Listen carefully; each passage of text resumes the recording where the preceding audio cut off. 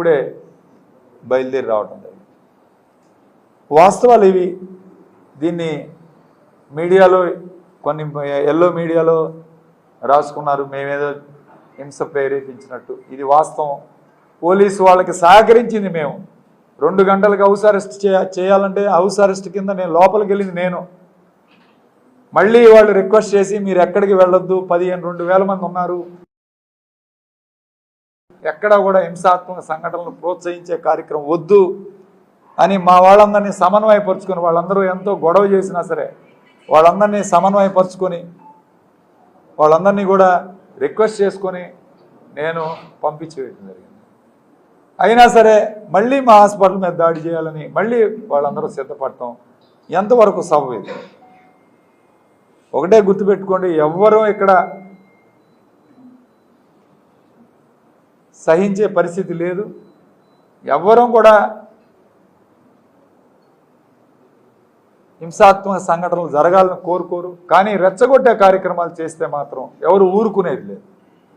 దాన్ని ఎవరు సమాధానం ఖచ్చితంగా చెప్పాల్సిన అవసరం ఉంది, చెప్తాం కూడా. కానీ ఇలాంటివి రోజు ప్రోత్సహించే కార్యక్రమం చేస్తే మాత్రం అరవింద్ బాబు గారు మీకు క్లియర్గా చెప్తా ఉన్నాను, మీరు మాత్రం ఇలాంటి సంఘటనలు ప్రోత్సహిస్తే ఊరుకునేది లేదు. భవిష్యత్తులో కూడా మేము ఊరుకోం. ఇది ఖచ్చితంగా చెప్తా ఉన్నాం.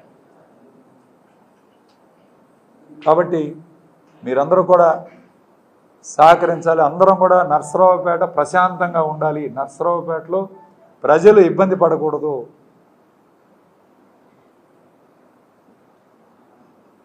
కాబట్టి అందరినీ కూడా సమన్వయపరుచుకొని ముందుకు వెళ్ళే కార్యక్రమం చేస్తున్నాం. అనిల్ అన్న నెల్లూరు నుంచి ఇక్కడికి రావటం మా పార్టీకి అసెట్.